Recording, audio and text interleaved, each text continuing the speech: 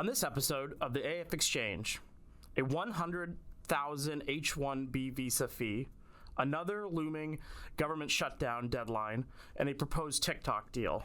Joining us to discuss all of this is AAF President Douglas Holtz-Eakin, Director of Fiscal Policy Jordan Herring, and Director of Technology and Innovation Policy Jeff Wessling.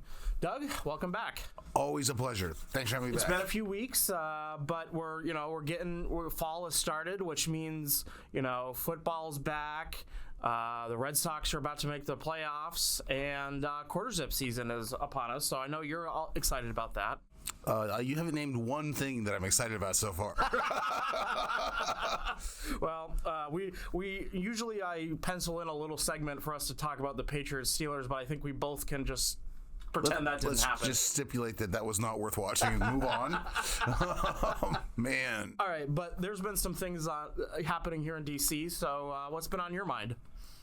Well, it's another equity stake in another company. We've seen this movie before. We've got a golden share in Nippon. We took a 10% stake in Intel.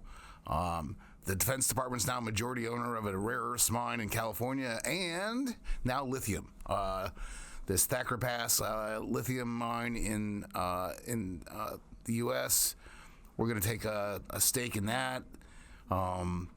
It's just hard for me to emphasize too much what a bad idea this is. I mean, just on the merits, it's something that has bad economics. So you're sticking capital in and directing capital and interfering with capital markets. You're interfering with competition in the lithium market because you're putting your thumb on the scale. The political dynamics are terrible because once you own this, you don't want it to fail, and so you continually intervene to squelch the competition, plow more money in. It's just something you just shouldn't do. And to top it all off, this is a Canadian company. So I can't even figure this out. I mean, these are now state-owned enterprises, but it's a Canadian company with the U.S. ownership. I don't know what that looks like to the rest of the world, but I wouldn't let them bid for a contract. Yeah. We complain about this all the time. So I am thoroughly enraged by the whole thing. I really am. I mean, Fred Ashton has a great paper talking about everything up to the lithium, just the market intervention, stuff like that. But to me, it seems, as a layperson, a non-economist, it seems like it's just picking winners and losers all over again. Like, this is what we used to rail about with tax credits for certain companies and things like that. It is that, but why? I guess the question I have is, why are we doing this? They say it's national security. Mm-hmm. Okay, so fine. You need lithium for national security. You don't need to put the money in the company. You don't have to own the company. You have to have a contract that says, give me the lithium. Mm-hmm. You can do that. But they seem to have this obsession with equity stakes. And, I have reporters say to me, don't you think it's a great investment? The taxpayer gets some money back. The taxpayer had the opportunity to put money in that lithium company. They could have bought shares at any point. Just plow the money in. You think it's a great investment? Do it. This is an involuntary investment. Mm-hmm. You're exposing me to the risk of this firm. By intervening to make that risk greater because it's more likely to be poorly managed, it's just isn't an angle from which this makes sense to me. But they do it again and again, so that's something they like. Interesting. All right, well, let's move on. Last week, President Trump announced a major fee hike for H1-B visas. What happened, and what is the problem they're trying to solve with this? H1Bs are these visas for people with very special skills. That's the category, and they require advanced training. So what you're getting are some doctors. We get a lot of doctors this way. You get some tech workers, coders, and other sort of STEM folks. And typically there's a relatively modest fee that goes into this, a couple $1,000, and then there's a lottery because they're vastly oversubscribed.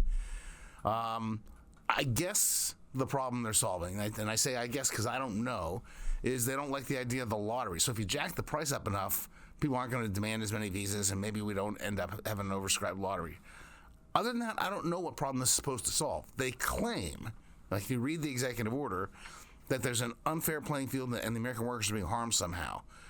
Well, last time I checked, the unemployment rate was 4.3%, so we aren't putting too many people out of work. It's a fully employed economy. I mean, there were, 2.5 million H-1Bs in a labor market that has 160 million jobs. It's just not big enough to cause the trouble they claim.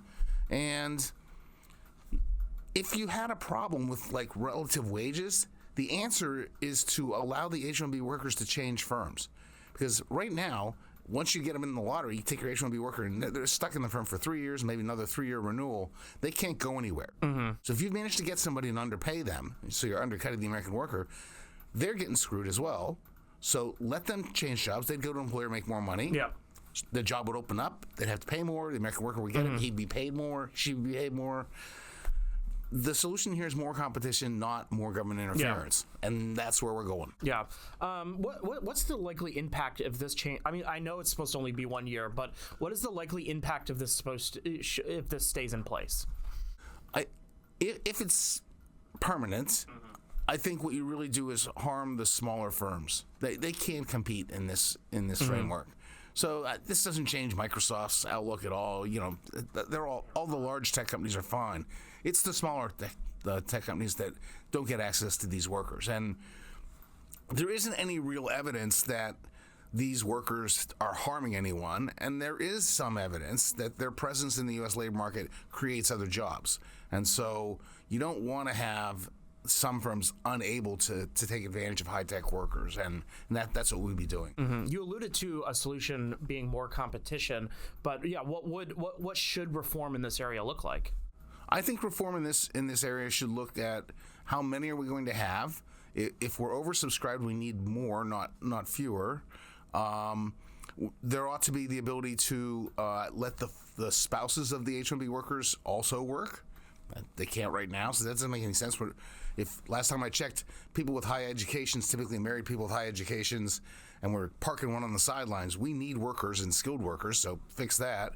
Allow some mobility, as I mentioned before. Things like that make a lot of sense to me. Interesting. Yeah, I mean, this seems like when we talked about immigration when they were on the campaign and things like that, I remember us talking about, like stapling a visa to every single green card, whatever, to every single graduate degree. And this seems like a far U-turn away from all that. It is a U-turn from that. In a caricature, it's just more of the president's reflexes, right? There's a foreign product, put a tariff on it. The foreign product is labor, put a tariff on it. And here we go again. Yeah, you in your dish, I think earlier this week, basically said like another tariff. This is another tariff. That's all this is. Yeah, and I think you also said that on the news the other day too. So yeah. Well, Doug, that's all. Short segment today. We have 3 different guests today. So thanks for joining us. My pleasure. Thank you. Jordan, welcome back to the podcast. Thank you for having me. So it's a busy time of year for you as we figure out, the government funding. So here we go again. Exactly. We're just days away from the end of this fiscal year. Yes. With no funding deal in place. Yes. Where are we in this latest moment? Yeah, so we are 5 days away from September 30th, and that means that the current continuing resolution that's funded the federal government since mid-March will expire. So in the next 5 days, one of 2 things needs to happen. Policymakers need to either enact the 12 appropriations bills, or they need to enact another short-term CR to keep the government funded. Otherwise, the government will shut down. The former is unlikely, so they're focusing on the latter. And the White House and Congressional Republicans are pushing for a clean continuing resolution through November 21st. So that would essentially keep the government funded at current levels. The only caveat to that clean CR is that it does include additional funding for enhanced security measures for the legislative, executive, and judicial branches, which obviously, given what's been going on over the past few weeks, that seems warranted. Democrats aren't on board with that proposal. They have put forward their own continuing resolution that would keep the government funded through October 31st, and it also includes a $1.5 trillion wish list the Democrats would like to see. So they would like to see the Enhanced Affordable Care Act premium tax credits extended. They'd like to see all the Medicaid reforms that saved money that were enacted in the One Big Beautiful Bill. They would like to see those rolled back. And they'd also like to place additional restrictions on the executive's authority to roll back previously congressionally appropriated funding. So the GOP and White House-sponsored CR passed the House last Friday. It failed to meet the 60 vote threshold in the Senate. Obviously, the Democratic proposal also failed to meet the 60-vote threshold in the Senate as well.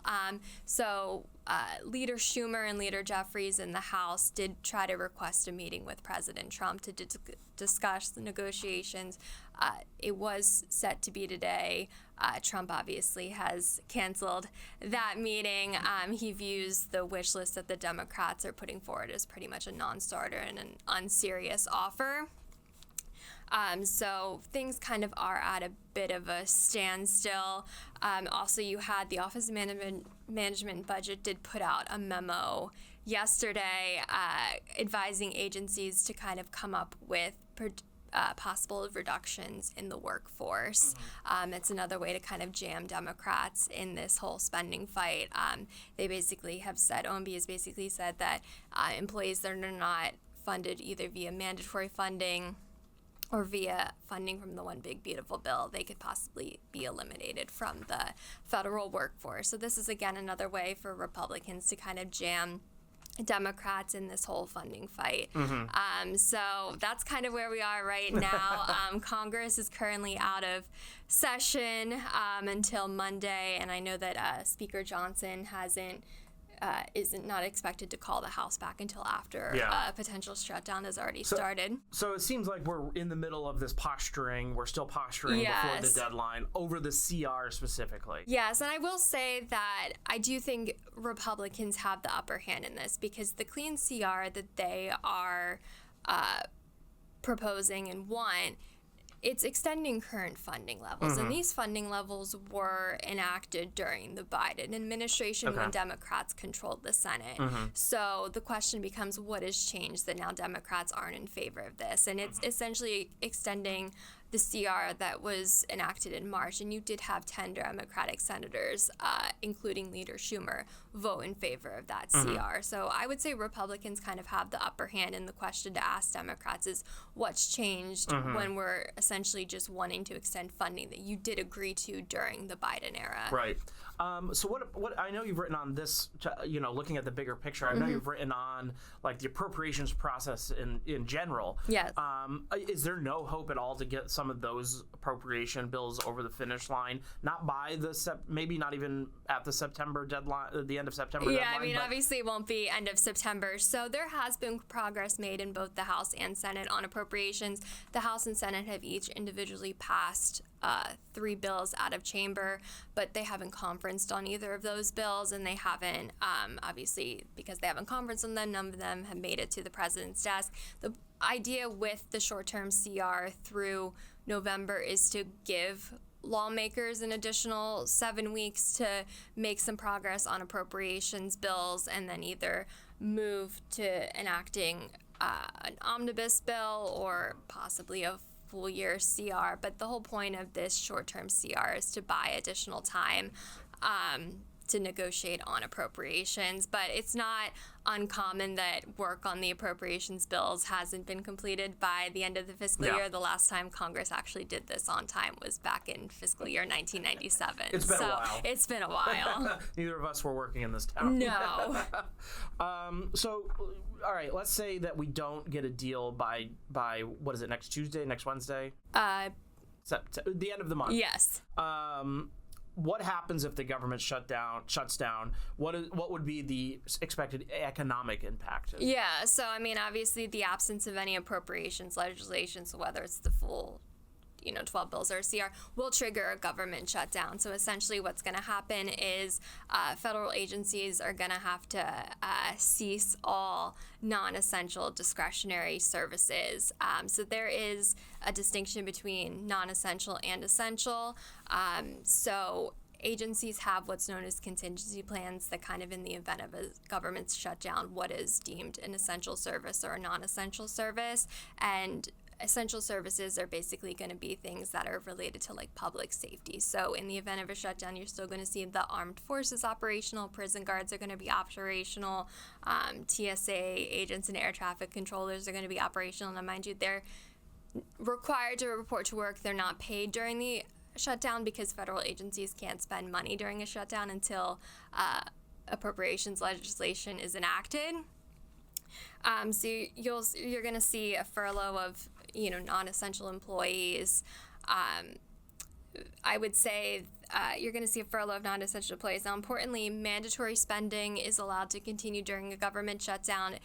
What's affected by a shutdown is discretionary spending. And in the grand scheme of things, discretionary spending only comprises about just over 1/4 of the federal budget. So it's a very small amount of the budget that will be affected, but it still will be affected. You're going to see, obviously, non-essential services discontinue. Non-essential federal employees would be placed on furlough. So, obviously, big programs like Social Security, Medicare, and Medicaid will still continue during a shutdown, but the public could possibly feel the effects of a shutdown. So an example that I like to point to is during the 2018-2019 shutdown, air traffic controllers and TSA agents were still required to report to work. Some of them chose not to, and so you saw that there were significant wait times at airports, so that's something the public could feel.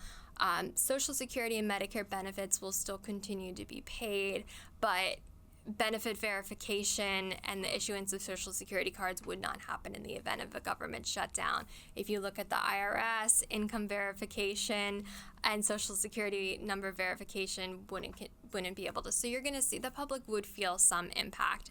And in terms of the potential economic impact of a shutdown, it kind of depends on how long the shutdown lasts. So, for example, the 2018-2019 shutdown, which lasted 35 days, and that's the longest shutdown in history, the Congressional Budget Office estimated that reduced gross domestic product by $11 billion, and $3 billion of that has never been able to be recovered. Oh, wow. Yeah, and CBO has also found that, the longer a shutdown persists, it could have an impact on private investment because businesses might change their hiring decisions because they don't have access to government permits and contracts and government loans during that time. So there's a potential for an economic impact. It's hard to say what that could be. We would know after the fact, depending on how long a shutdown lasts. Interesting. Well, Jordan, thanks for coming on and breaking that all down. Yeah, thank you for having me. Jeff, welcome back to the podcast. Thanks for having me. How have you been? It's been a while. It's been good. I'm looking forward to talking some TikTok. Yeah, let's talk some TikTok. Yeah, let's do it. What's the latest with the deal? Well, so the latest we've heard is that the White House has reached agreement with China, with the CCP, that's going to relinquish control of the app to essentially Oracle, but a lot of American companies who are going to actually run and implement the app. It's been something that's been talked about for a long time. The thing we've talked about previously on the podcast, if those are listening might remember, is that we've pushed off a statutory law that said we have to divest this app, or China has to divest this app if they want it to continue to operate in the U.S., and we've just blatantly, in spite of the law, ignored it and said we're going to keep it running and while the president tries to get this deal through.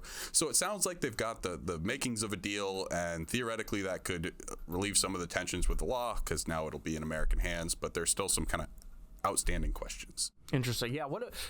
I know, like, first of all, you wrote some great papers on this for anybody that's interested on the ignoring the deal and stuff like that. So anybody, will include those in the show notes, obviously.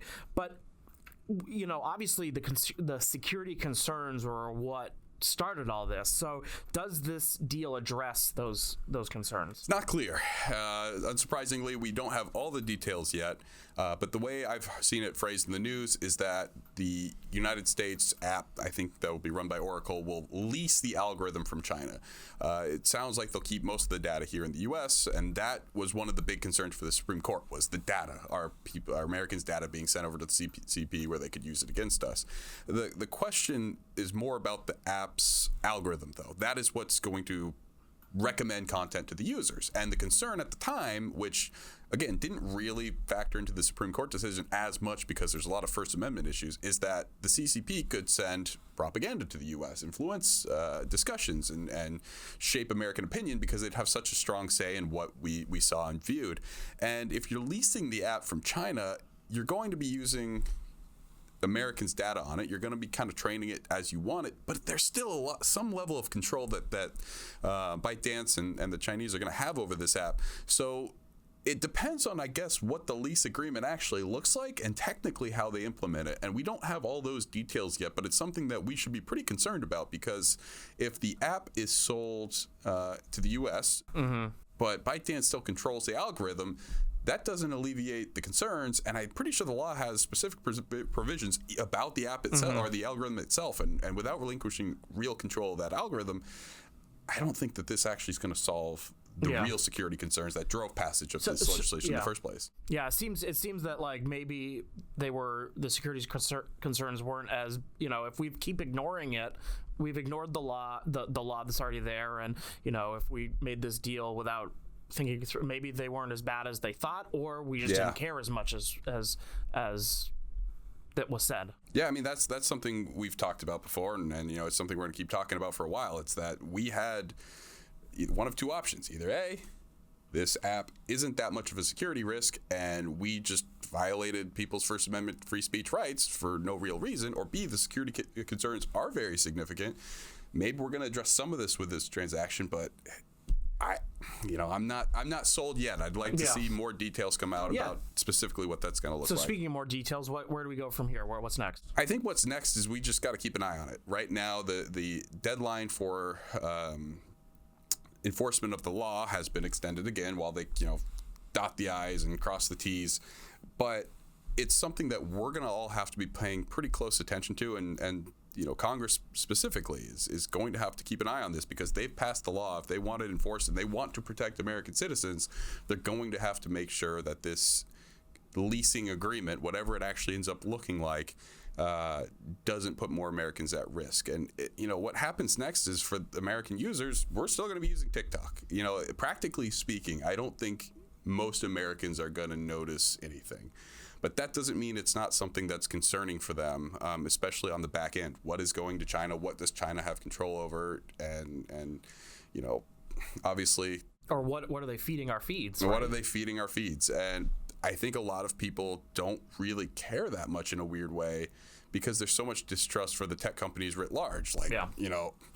Some people, I feel like you should be more concerned about what China's doing, but a lot of people out there are going to be like, well, Instagram's sending me, shitty stuff too. So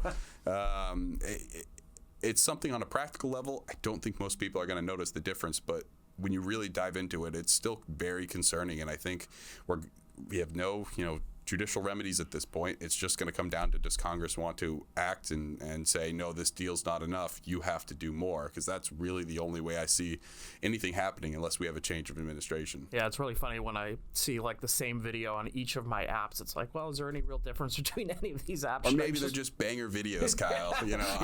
I do get a lot of Lord of the Rings videos. So I think we've sent enough of those back and forth that our algorithms are starting to merge. We're on the same algorithm plan there. Exactly. So one final very important question for you.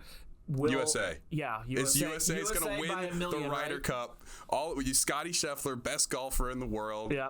I mean, we got Bryson DeChambeau, who, and we got the best captain in the world, the Vermonter, Keegan Bradley. That's our guy. Keegan Bradley's our guy. No, I'm looking forward to it. Should be a fun weekend. Yeah. All right, Jeff. Thanks for joining us. Thanks for having me.